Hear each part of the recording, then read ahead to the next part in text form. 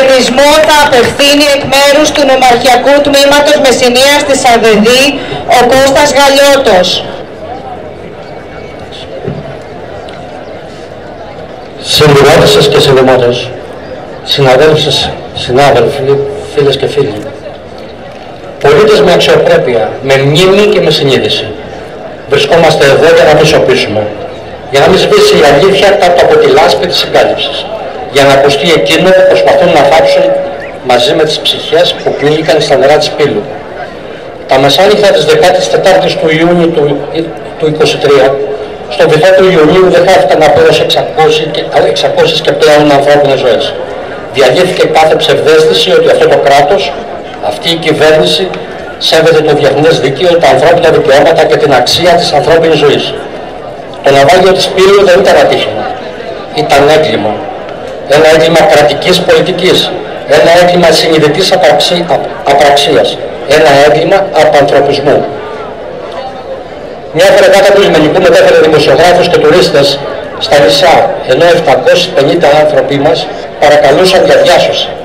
Το πλοίο παρακολουθόταν για πάνω από 12 ώρες και παρόλα αυτά κανείς δεν έδωσε εντολή για επιχείρηση διάσωσης. Όταν κάποιοι επιζώντες τόλμησαν να μιλήσουν για το πώς βουλτήθηκε το πλοίο από το λιμενικό, προκαλώντας την ανατροπή του, τους αποσώπησαν. Και ποια ήταν η αντίδραση του κράτους? Αδιαφορία, ψέματα, διάχυση ευθυνών. Αντί για έρευνα, παραπέμπουν τους ίδιους επιζώντες ως διακινητές. Αντί για την αλήθεια, μαγειρεύουν τα γεγονότα και κρύβουν στοιχεία. Να μην ξεχνάμε, το να κρύβουν στοιχεία είναι κάτι που το ψάχνουν καλά. Το κάνουν πάρα πολύ καλά, το έκανα και στα τέμπη. Αυτό δεν είναι απλώς ανικανότητα. Είναι πολιτική επιλογή. Είναι το αποτέλεσμα της πολιτικής του φράχτη, του pushback, της ποινικοποίησης αλληλεγγύης και της προσφυγιάς. Και ας μην προεδρευόμαστε, αυτή η πολιτική έχει όνομα και υπεύθυνος. Έχει την υπογραφή της κυβέρνησης.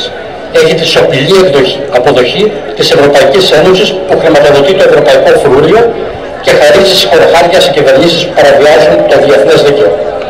Η Ελλάδα δεν είναι μόνο η χώρα του πολιτισμού, είναι και η χώρα της ασυλίας στο κρατικό έγκλημα, της θεσμοποιημένης απανθρωπιάς, του κοινοβουλευτικού αυταρχισμού. Και ας μην ξεχνάμε τις φωνές μέσα στη χώρα.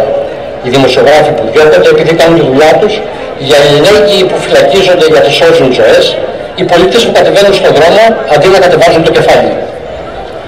Σήμερα, από εδώ, από αυτή τη συγκέντρωση της συνείδησης και της αλήθειας, δεν ζητάμε απλώς δικαιοσύνη.